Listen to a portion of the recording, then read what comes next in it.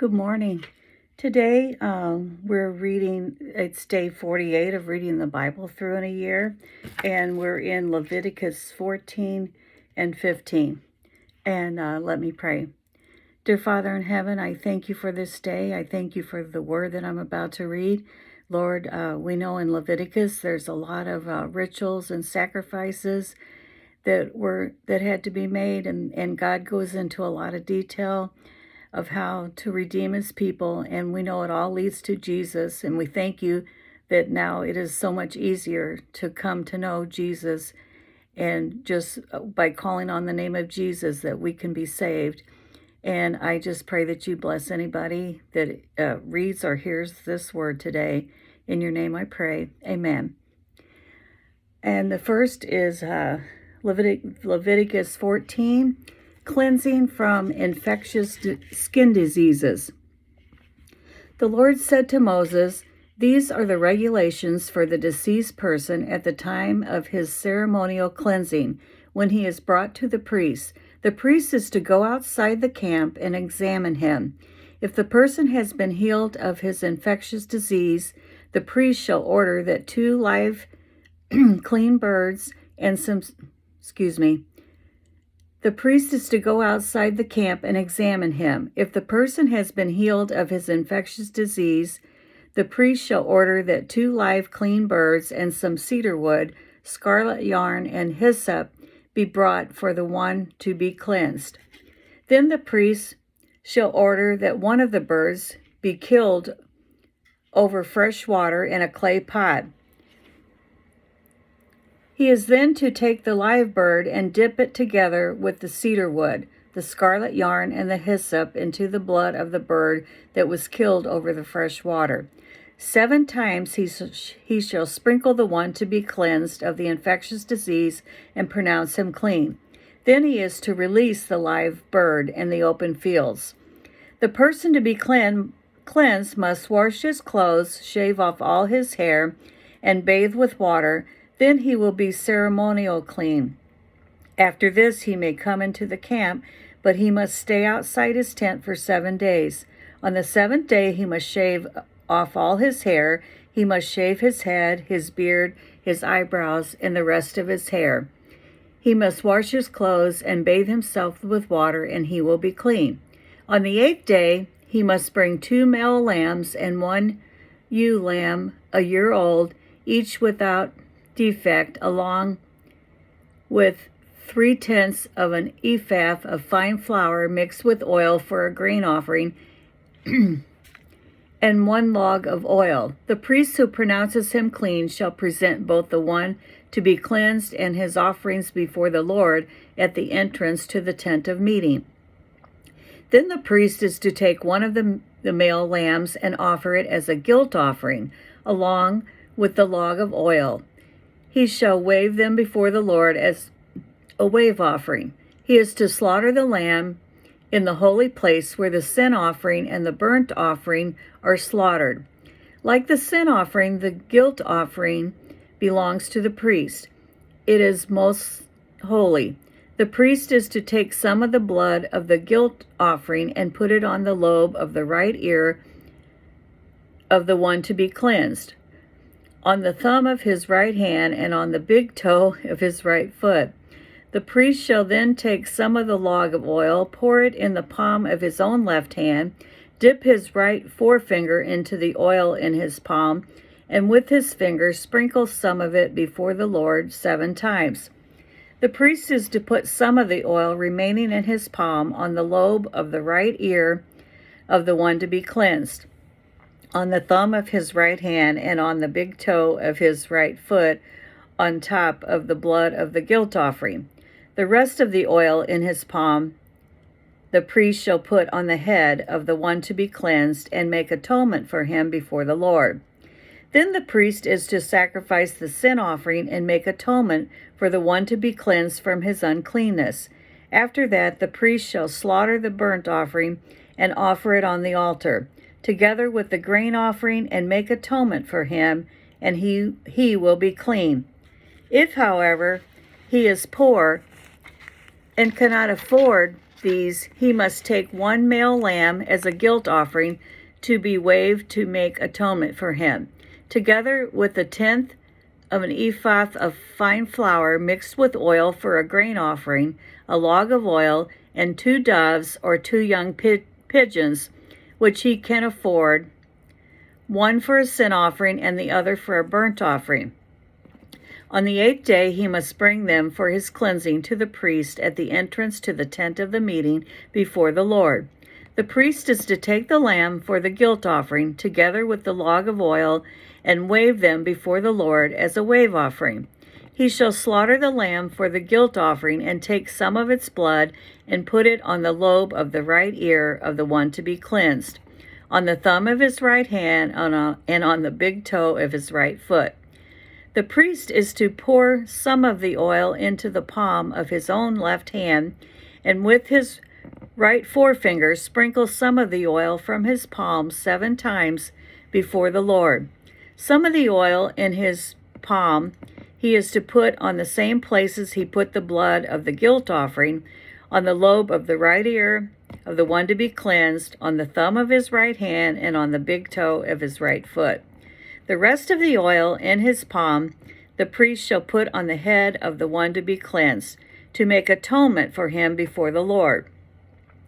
Then he shall sacrifice the doves or the young pigeons, which the person can afford, one as a sin offering and the other as a burnt offering, together with the grain offering.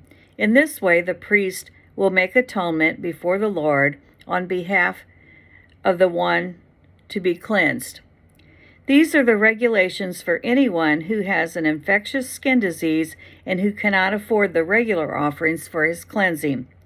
Cleansing from mildew. The Lord said to Moses and Aaron, "When you enter the land of Canaan, which I am giving you as your possession, and I put a spreading mildew in a house in that land, the owner of the house must go and tell the priest, 'I have seen something that looks like mildew in my house.' The priest is to order the house to be emptied before he goes in to examine the mildew, so that nothing in the house will be pronounced unclean. After this, the priest is to go in and inspect the house. He is to examine the mildew on the walls, and if it has greenish or reddish depressions that appear to be deeper than the surface of the wall, the priest shall go out the doorway of the house and close it up for 7 days. On the 7th day the priest shall return to inspect the house. If the mildew has spread on the walls, he is to order that the contaminated stones be torn out and thrown into an unclean place outside the town.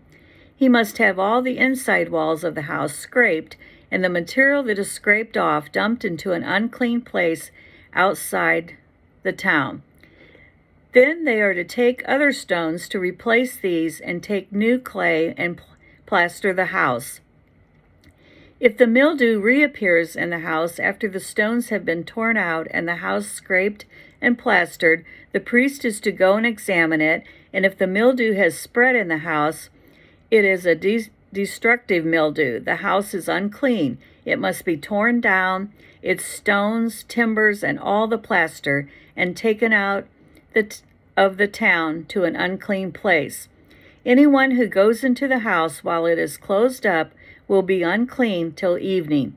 Anyone who sleeps or eats in the house must wash his clothes. But if the priest comes to examine it and the mildew has not spread after the house has been plastered, he shall pronounce the house clean, because the mildew is gone. To purify the house, he is to take 2 birds and some cedar wood, scarlet yarn, and hyssop. He shall kill one of the birds over the fresh water in a clay pot. Then he is to take the cedar wood, the hyssop, the scarlet yarn, and the live bird, dip them into the blood of the dead bird in the fresh water, and sprinkle the house 7 times. He shall purify the house with the bird's blood, the fresh water, the live bird, the cedar wood, the hyssop, and the scarlet yarn.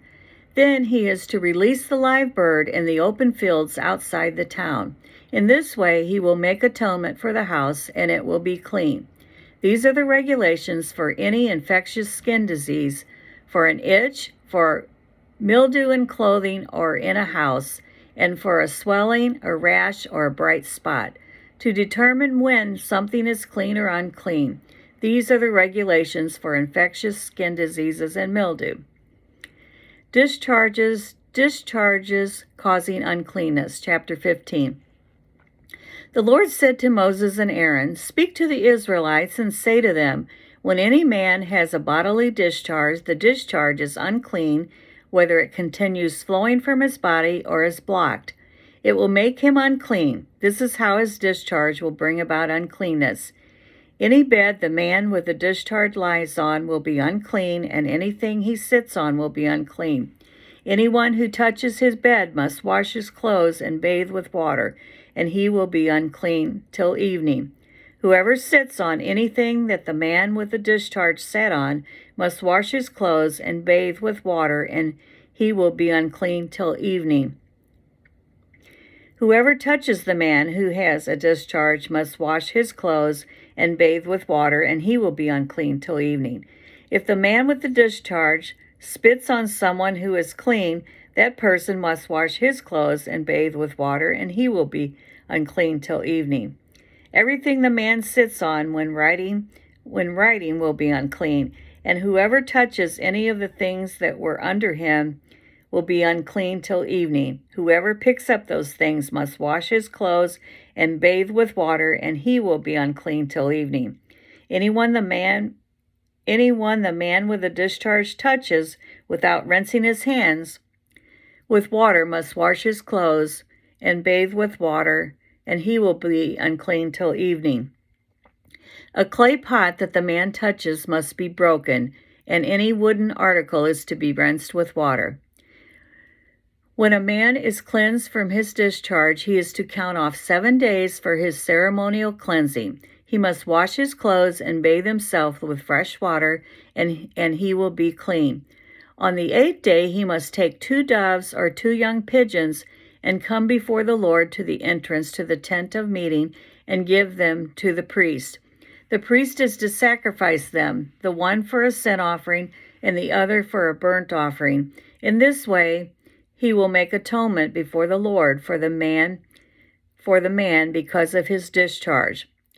When a man has an emission of semen, he must bathe his whole body with water, and he will be unclean till evening. Any clothing or leather that has semen on it must be washed with water, and it will be unclean till evening.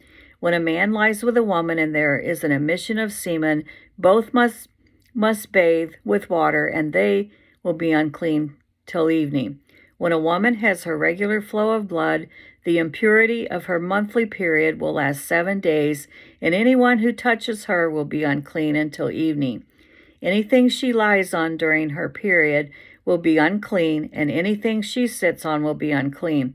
Whoever touches her bed must wash his clothes and bathe with water, and he will be unclean till evening. Whoever touches anything she sits on must wash his clothes and bathe with water, and he will be unclean till evening.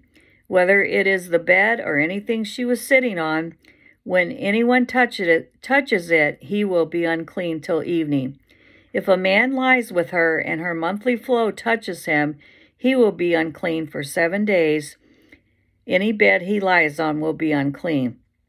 When a woman has a discharge of blood for many days at a time other than her monthly period, or has a discharge that continues beyond her period, she will be unclean as long as she has the discharge, just as in the days of her period. Any bed she lies on while her discharge continues will be unclean, as is her bed during her monthly period, and anything she sits on will be unclean, as during her period. Whoever touches them will be unclean. He must wash his clothes and bathe with water, and he will be unclean till evening. When she is cleansed from her discharge, she must count off 7 days, and after that she will be ceremonially clean. On the 8th day she must take 2 doves or 2 young pigeons and bring them to the priest at the entrance to the tent of meeting. The priest is to sacrifice one for a sin offering and the other for a burnt offering. In this way He will make atonement for her before the Lord for the uncleanness of her discharge. You must keep the Israelites separate from things that make them unclean, so they will not die in their uncleanness for defiling my dwelling place, which is among them. These are the regulations for a man with a discharge, for anyone made unclean by an emission of semen, for a woman in her monthly period, for a man or a woman with a discharge, and for a man who lies with a woman who is ceremonially unclean. And that's the reading for the day. Have a good day.